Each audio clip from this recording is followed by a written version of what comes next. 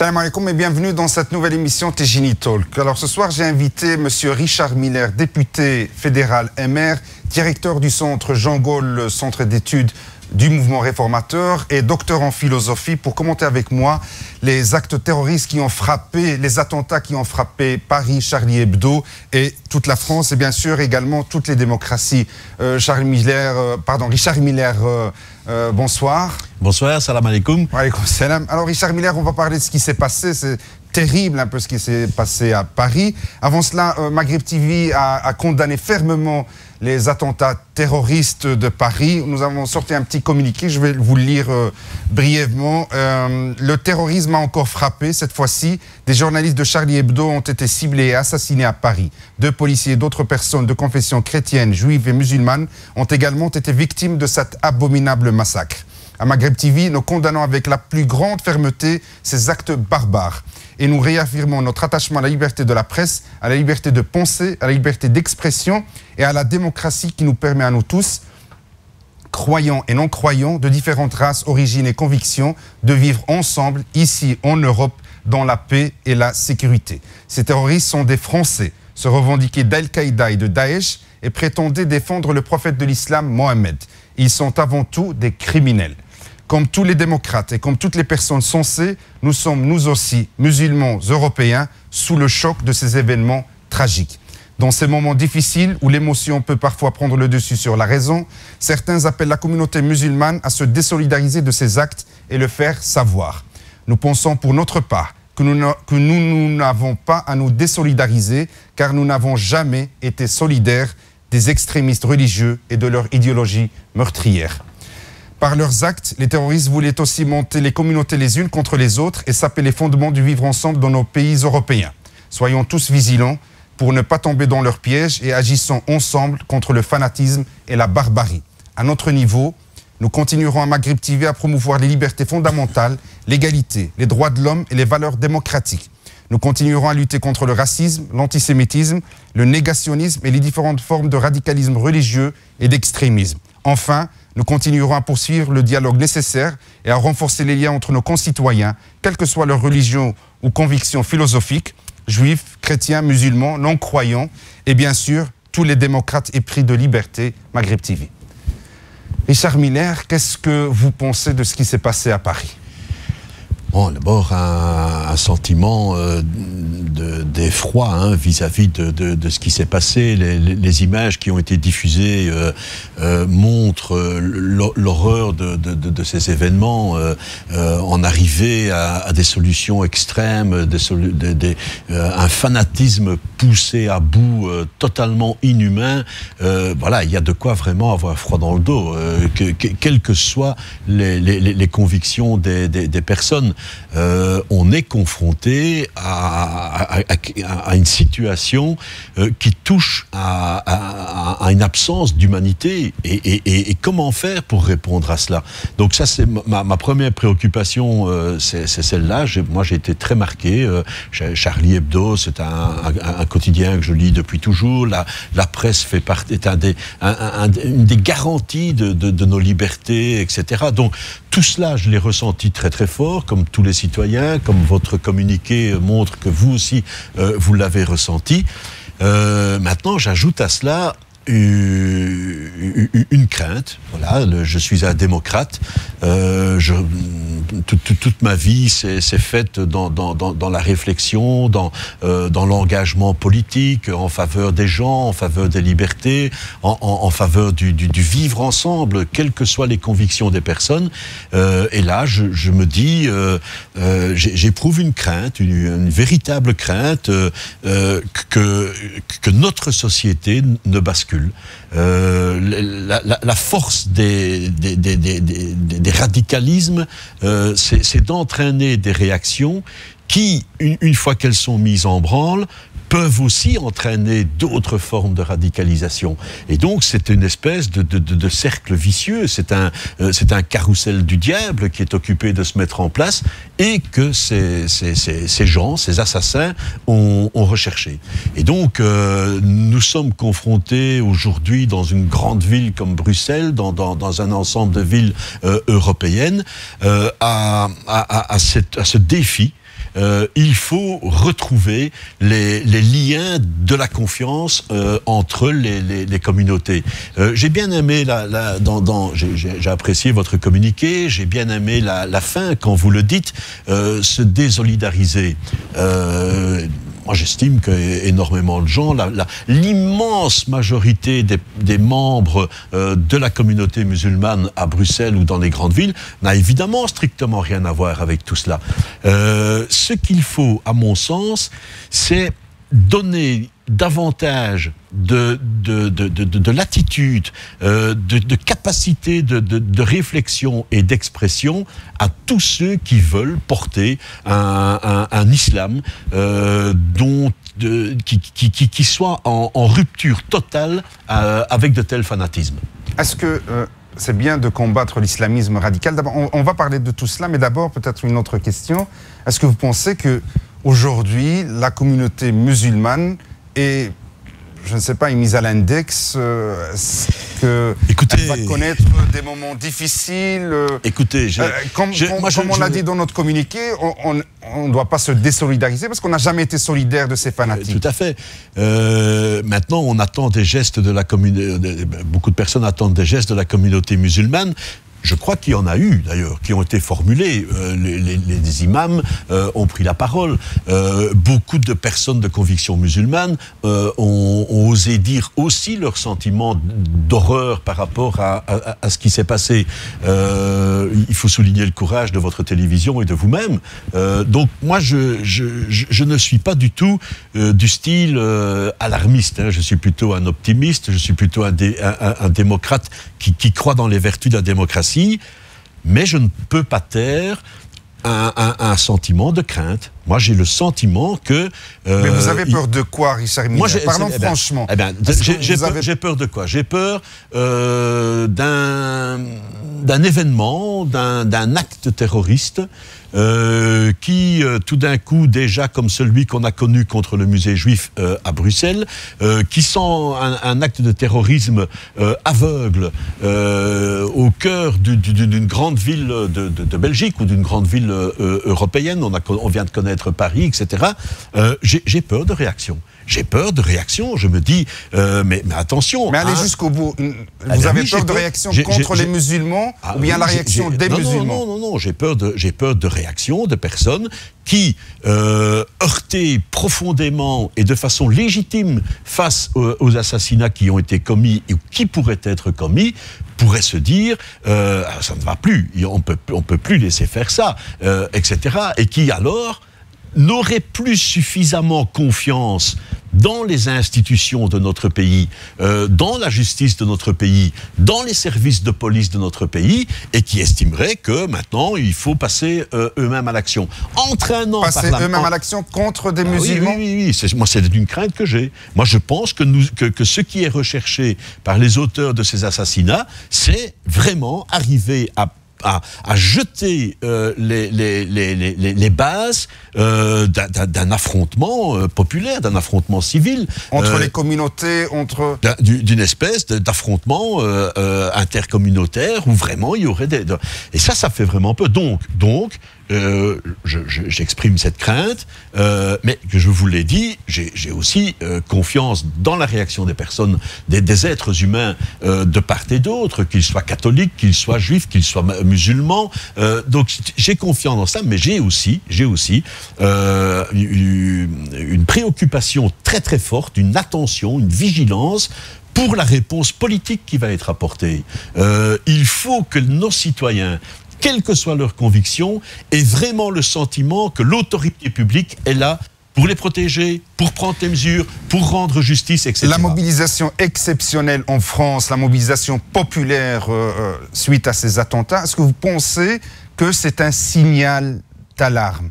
C'est une indication pour dire, attention, Attention, je pense que oui, je pense qu'il faut le comprendre comme ça. Il faut le prendre comme un grand élan d'humanité. Les gens ont eu envie d'exprimer les émotions ressenties, qui ne sont pas négligeables. Hein. Toute cette génération a vécu avec ces journalistes, avec Charlie Hebdo, etc. On a tous lu ces journaux. Et donc tout d'un coup, au cœur de Paris, un attentat comme celui-là, on voit bien que ça a provoqué une onde de choc au niveau international. Monsieur Obama lui-même est intervenu. Il a même comparé ce qui s'est passé aux événements du 11 septembre en disant, voilà, c'est comparable. Mais alors, Monsieur Miller, en quoi les musulmans de France sont responsables par rapport à ce qui s'est passé? Quand on dit que l'immense majorité n'a rien à voir. Non, moi je n'ai pas... mais vous ne le dites pas, mais certains le pensent. Oui, mais moi je ne dis pas ça. Je veux vraiment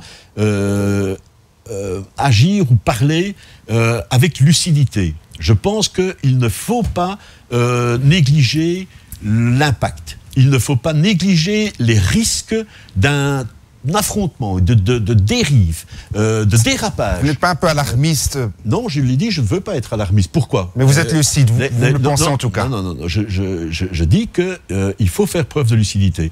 Et donc, il faut bien se rendre compte que ce risque-là existe. Et qu'il est recherché par ceux qui ont commis ces assassinats. Et donc, pourquoi est-ce que je garde confiance quand même? Parce que le message qui a été lancé par ces gens qui ont manifesté à Paris, Bruxelles, dans d'autres villes, etc., c'est un élan d'humanité, bien sûr. Mais c'est aussi un signe adressé à l'autorité publique, aux responsables politiques.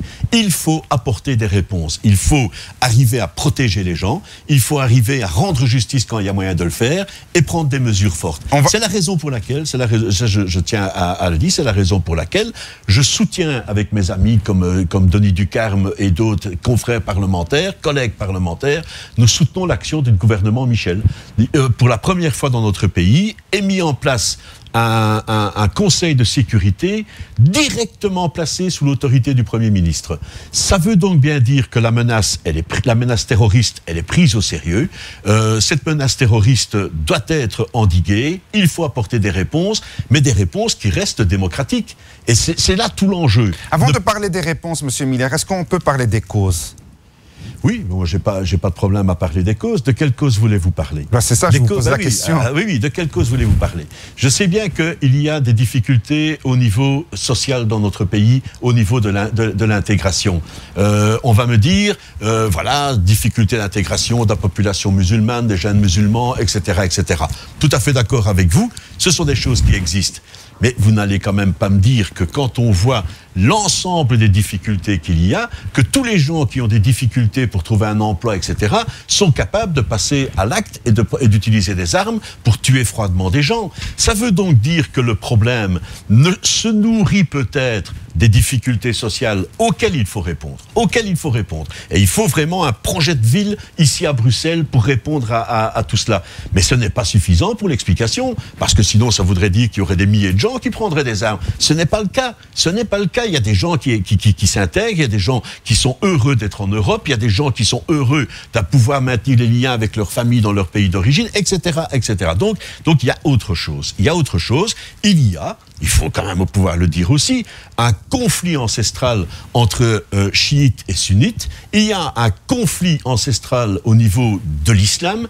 Il y a au sein de l'islam un besoin d'expression qui n'a peut-être d'une certaine forme d'expression libre qui n'a peut-être jamais été atteinte.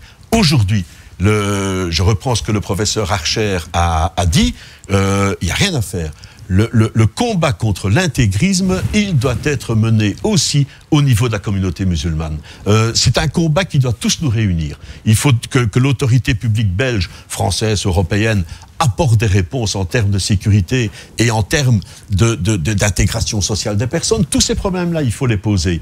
Mais il faut aussi, ça je suis catégorique là-dessus, il faut également que à l'intérieur de la communauté musulmane ou des populations musulmanes, il y ait la possibilité d'une remise en cause de cette forme d'intégrisme qui est inacceptable, quelle que soit la religion. Est-ce que la situation internationale n'a pas une incidence directe sur ce qui se passe ou sur ce qui s'est passé? Est-ce que le fait que nos pays soient en guerre à l'étranger ne crée pas le risque de voir des contre-attaques aussi sur notre sol européen? Oui, ça c'est... je veux dire, il y a des conflits réels qui sont nés en Syrie. Il y a des conflits réels qui se sont passés et qui se sont développés, notamment au sud de la Méditerranée, sans même parler encore de ce qui se passe dans les pays du Centrafrique, etc.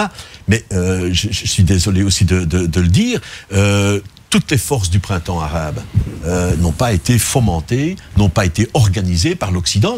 Il y a eu des mouvements de contestation, des mouvements de révolution, etc., que j'approuve. Et les gens qui ont voulu davantage de liberté se sont battus pour ça. Ça a entraîné, ça s'est dégradé dans des affrontements entre tendances au sein même de l'islam. Il y a une internationalisation du conflit. Bref, c'est une situation qui est, je ne veux pas dire préoccupante, c'est une situation qui est devenue dangereuse. Alors, ce qui se passe aussi, ce sont les ordres, les instructions qui sont données par ceux qui sont derrière tous ces mouvements terroristes de permettre ou de donner un mot d'ordre à des formes de terrorisme comme on n'en a pas encore connu. On a connu des formes de terrorisme organisées, par exemple les attentats contre les tours à New York. Ici, c'est une forme de terrorisme totalement diffus, où il n'y a pratiquement pas de réseau, donc il y a très très peu de façons d'arriver à les bloquer. Claude Moniquet, dans son livre sur la menace terroriste, le dit très bien. Et donc, il y a de nouvelles formes d'action de l'autorité publique qui sont nécessaires. Tout ça doit être discuté. C'est la raison pour laquelle, je le répète, le fait que nous allons mettre en Belgique, nous avons mis en place en Belgique un comité. On va parler de la réponse belge, mais avant cela, pour terminer peut-être avec ce chapitre international, est-ce que vous ne pensez pas que les pays européens, la stratégie occidentale doit se remettre en cause, parce que depuis qu'on intervient à l'étranger, pour quel résultat? On a intervenu en Afghanistan, en Irak, au Mali, en Syrie.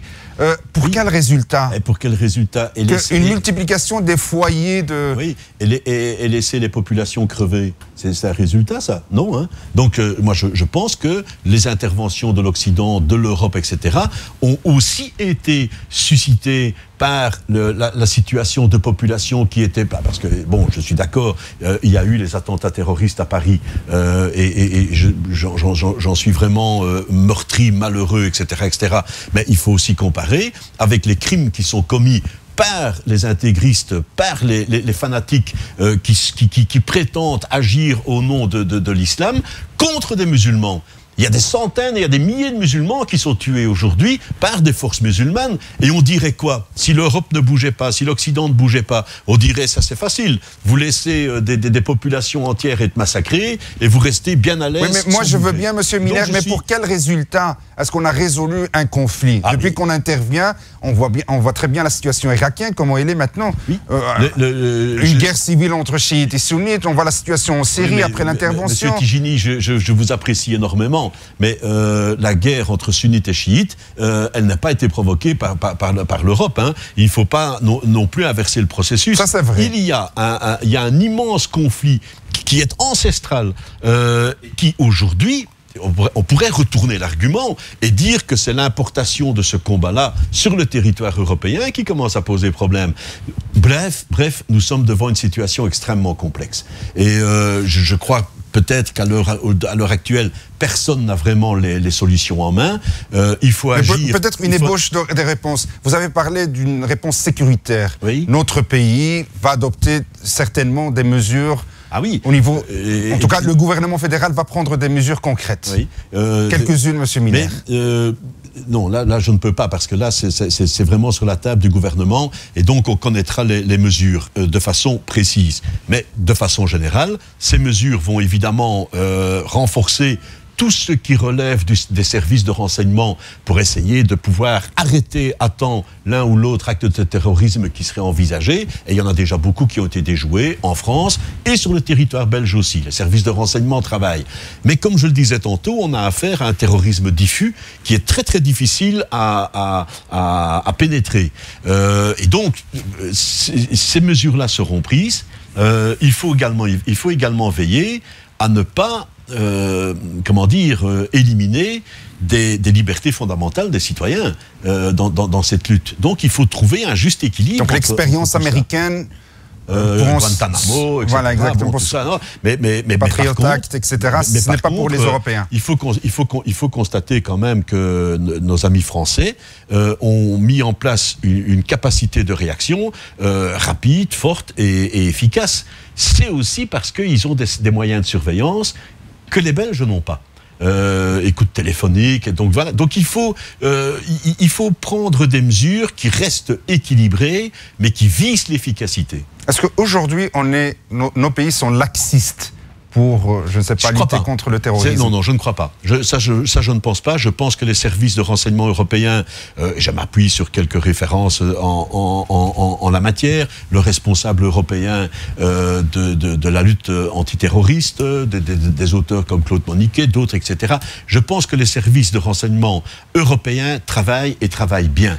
La difficulté, c'est que, étant donné ce qui s'est passé en Syrie, le fait que des centaines de compatriotes belges, ce sont des compatriotes belges qui sont partis se battre en Syrie, des djihadistes qui, à un moment donné, vont tenter de revenir. Que va-t-on faire? Alors, on parle même de leur retirer la nationalité belge. Vous êtes pour, contre? Je pense qu'a priori, je suis pour. Il y a rien à faire. Que fait-on des convertis de souche, des Belges de souche qui sont convertis à l'islam, qui étaient en Syrie, et quand ils vont revenir, est-ce qu'on ne va pas créer une certaine discrimination? Non, je pense que moi, il faut traiter... un assassin doit être traité comme un assassin, qu'il soit belge, français... de souche ou pas de souche? Indien, américain, etc. Un assassin est un assassin.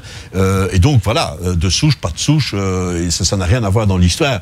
Ce n'est pas parce qu'on n'est pas de souche qu'on devient un assassin. Hein. Donc il faut du respect pour les gens, quelle que soit leur origine, quelle que soit leur nationalité, quelle que soit leur conviction. Ce respect-là, il est fondamental dans une démocratie, mais il doit aussi s'accompagner outre la réponse, des lois. Outre cette réponse répressive ou cette réponse sécuritaire, que peut faire la société civile? Que peuvent faire les différentes communautés? Que peuvent faire les intellectuels? Que peuvent faire les médias? Vous avez déjà abordé tout à l'heure une question sociale au niveau d'intégration, de lutter contre les discriminations, etc. etc.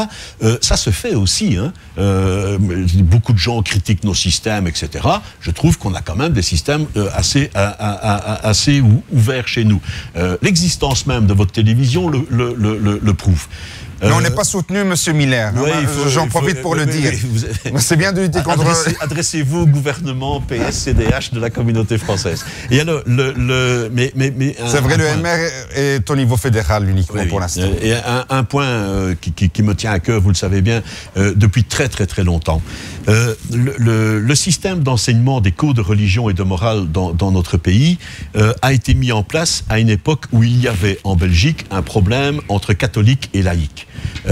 On n'est plus du tout dans le même contexte. Et on a mis en place un système d'organisation de ces cours qui touche aux enfants, à ce qu'on appelle l'âme des enfants. On l'a mis en place de façon à séparer et à diviser les enfants au moment où ces cours sont enseignés. Ça ne correspond plus du tout aux préoccupations et aux défis de notre société d'aujourd'hui. C'est une société multiculturelle, c'est une société pluriconvictionnelle, profondément démocratique, et donc il faut revoir ce système-là pour, au moment où on donne ces cours qui concernent, je le répète, l'âme de l'enfant, on pourrait dire le vivre ensemble, qui concernent les différentes convictions des personnes, des familles, etc., il faut au contraire donner un enseignement qui soit le même pour tous les enfants. Concrètement alors? Eh bien, concrètement, il y a plusieurs... Vous voulez remplacer les cours de religion par un autre cours?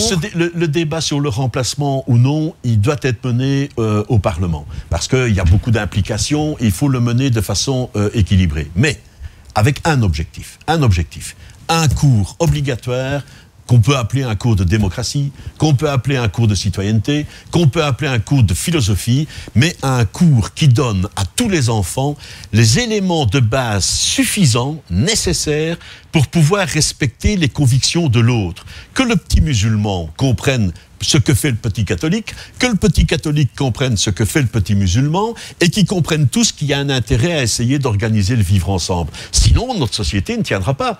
On ne peut pas accepter qu'une société soit multiculturelle, comme est devenue une ville comme Bruxelles, comme est devenue la Belgique au cœur de l'Europe, et en même temps préserver des mécanismes qui ne correspondent pas à la situation actuelle. Mais vous portiez déjà cette proposition depuis un certain moment. Ça fait 10 ans. Ça fait 10 ans, M. Tigini. Eh bien, le gouvernement majoritaire PS-CDH, j'ai une réserve pour le CDH. C'est pas mon parti préféré, c'est un parti adversaire, mais il faut reconnaître que même le CDH avait envie de bouger là-dessus. Et il y a eu, je termine ma phrase, même le CDH a voulu bouger, Écolo voulait bouger, le MR était demandeur avec ma proposition, les seuls qui n'ont pas voulu bouger, ce sont les socialistes. À votre avis, pourquoi ? Parce que je crois qu'ils ont voulu flirter avec le communautarisme. Et ça, c'est le reproche que je leur fais. J'ai beaucoup d'amis socialistes, j'ai beaucoup d'amis démocrates ou collègues parlementaires, etc. Mais ça, à mes yeux, ça c'est un reproche fondamental. C'était le parti le plus important en Fédération Wallonie-Bruxelles. Si ça continue, ça ne restera plus longtemps. Mais enfin, c'était le parti le plus important. Ils avaient vraiment la possibilité, étant donné qu'ils étaient au pouvoir, de dire « nous allons affronter ce défi. Nous allons organiser un cours dans lequel musulmans, catholiques, juifs, etc. recevront les enseignements de base de la citoyenneté, l'enseignement des concepts fondamentaux de la démocratie. Ils n'en ont pas voulu. Ils n'en ont pas voulu, donc ça je leur reproche et je ne leur pardonnerai pas. Enfin voilà, ça c'est ainsi. Mais alors non, allez-y, excusez-moi. Est-ce que quand on parle de lutter contre l'islam radical ou contre le fanatisme religieux quel qu'il soit, est-ce que vous pensez que les gouvernements, parce qu'on en a plusieurs ici en Belgique, font assez pour soutenir les musulmans modérés, par exemple? Moi, sincèrement, je crois que nos gouvernements, avec les difficultés budgétaires qui sont celles de notre pays aujourd'hui au cœur de l'Europe, avec toutes les mesures qui doivent être prises pour maintenir notre système de sécurité sociale et continuer à le financer, un système de sécurité sociale, je le dis au passage, qui bénéficie à tout le monde. Hein, que l'on soit musulman, catholique, juif, libre penseur, athée ou tout ce qu'on veut. Donc c'est quand même important un système de sécurité sociale comme celui-là. Mais malgré toutes ces difficultés-là, je trouve que l'on fait beaucoup. Donnez-moi d'autres exemples d'un pays dans lequel, par exemple, il y a des cours dans nos écoles d'un enseignement de la religion, de la foi musulmane. Il n'y en a pas énormément. Alors, soyons précis là-dessus. Moi, je ne dis pas qu'il faut supprimer tout enseignement à connotation religieuse. Ce que j'espère... Ah voilà, je viens de retrouver ce que je voulais vous dire tout à l'heure. Les chefs de culte eux-mêmes, le représentant du culte musulman, le représentant du culte catholique, Monseigneur Harpigny, et d'autres représentants des cultes ont fait une démarche commune, il y a quelques mois, auprès de tous les présidents de partis, pour leur dire il est temps de réfléchir à un tronc commun, au moins que tous les enfants reçoivent des éléments de base de citoyenneté. Eux-mêmes l'ont fait. Moi j'étais là lorsqu'ils ont été reçus par M. Michel. Il y avait, je vous dis, Monseigneur Harpigny, M. Hugurlu, d'autres, etc. etc. Eh bien, cette proposition-là, elle a été, donc ça veut dire travailler ensemble sur la rédaction d'un fond commun, d'un contenu, un référentiel pour tous ces cours de religion et de morale dans lequel on fait aussi passer les valeurs morales que portent les religions. Donc, donc vous êtes en train de dire que c'est une demande qui émane des représentants religieux eux-mêmes. Nous étions favorables. Monsieur Michel, lorsqu'il était président de parti, était favorable. Encore une fois, Monsieur Ludgen aussi. Le seul qui a bloqué, c'est Monsieur Magnette. Du PS. Du PS. Et donc, vous pensez que le vivre ensemble doit commencer à l'école déjà, oui, parce que avec les élèves. Il faut réagir de façon sécuritaire. Aujourd'hui, je l'ai suffisamment dit. Il faut agir au niveau social, je l'ai dit aussi. Mais il faut aussi travailler sur le long cours, le long terme. Et la seule façon d'arriver à donner les éléments de base aux enfants, ça passe par l'école. Ma proposition, elle date de 2004. Nous sommes en 2014. Si j'avais été suivi par la majorité, et notamment par le PS là-dessus, cela ferait déjà 10 ans. Je ne dis pas, je ne suis pas naïf non plus, je ne dis pas qu'il n'y aurait pas eu des fanatiques qui ne seraient pas partis en Syrie. Mais en tout cas, pendant 10 ans, ces valeurs démocratiques, du respect de l'autre, des convictions, etc., de l'esprit critique, auraient déjà percolé à travers toute une génération de musulmans ici. Et donc, voilà, c'est pour ça que je reprends ce combat. Je me dis, il faut absolument... Et Mme Milquet doit le faire. Mme Milquet doit maintenant prendre son courage à deux mains et aller devant son gouvernement et dire... il faut arriver à un plan comme celui-là. Parce que vous nous aviez expliqué que le CDH était plus ou moins pour soutenir votre proposition. Simonet, je lui rends hommage, avait essayé d'avancer. Qu'est-ce que vous pouvez dire aux musulmans, à nos concitoyens musulmans qui travaillent, ils sont des indépendants, des employés, des fonctionnaires, des ingénieurs, qui regardent comme nous l'actualité française, qui sont consternés et qui se sentent visés, qui se sentent pointés du doigt et qui nous disent, nous on n'en a rien à voir avec ce qui s'est passé. Oui, pourquoi indépendamment de l'aspect sécurité, et j'ai dit combien ça me préoccupait. Moi j'ai peur de dérapage, je le crains vraiment. Moi je dirais à ces personnes, à ces musulmans, ce que j'ai toujours dit à tout autre citoyen. C'est une phrase de Kant, c'est ça la base même de l'humanisme, c'est n'accepte pas que quelqu'un pense à ta place. Ose penser par toi-même et ose penser qu'il y a peut-être des choses qui sont enseignées dans les arrières, dans les endroits où il y a des discours qui sont tenus plutôt confidentiels. Il ne faut pas accepter que l'on oblige les gens à se fanatiser et à croire de façon ferme qu'ils ont la vérité. Ce n'est pas vrai. Il faut être capable de dire cette vérité-là, je peux la partager avec d'autres personnes, je peux la relativiser, je peux essayer de penser par moi-même. Voilà, moi c'est le message que face à ce fanatisme qui a quand même pour premier adversaire les idées, l'intelligence des gens, qui a pour premier adversaire la liberté de penser et la liberté d'expression, je dirais que la meilleure réponse, c'est celle-là. C'est oser penser librement par soi-même. D'accord. Alors, merci Richard Miller. Donc, je rappelle, vous êtes député fédéral, mais je le disais tout à l'heure, vous êtes également le directeur, l'administrateur, le directeur du Centre Jean Gaulle, c'est le centre d'études du MR. Vous êtes également docteur en philosophie et vous venez de publier un dernier livre, La culture et le peuple d'Europe. Oui, dans lequel je m'adresse aussi. Un petit mot par rapport à ce livre. Je m'adresse aussi aux musulmans. Dans ce livre? Oui, c'est une maison d'édition que j'ai créée avec un ami. D'accord. Et il parle de quoi, ce petit livre? Ce livre, il parle des grandes difficultés qui sont aujourd'hui, que l'on peut constater aujourd'hui sur l'ensemble du territoire européen. Si l'autorité publique n'est pas en mesure d'apporter des réponses en matière sociale, en matière culturelle, en matière politique, etc., eh bien, on assistera à une montée de plus en plus de partis extrémistes, de droite comme de gauche, sur l'ensemble du territoire européen. Et quand on regarde un peu l'histoire, M. Tigini, chaque fois que les extrémistes ont voulu prendre le pouvoir et dire aux gens ce qu'ils devaient penser, ça s'est terminé dans l'horreur pour les gens. Les gens ont tous été massacrés, les populations ont été déportées, etc., etc. Et donc ça, moi, je n'en veux pas. Et donc c'est un livre profondément humaniste. D'accord.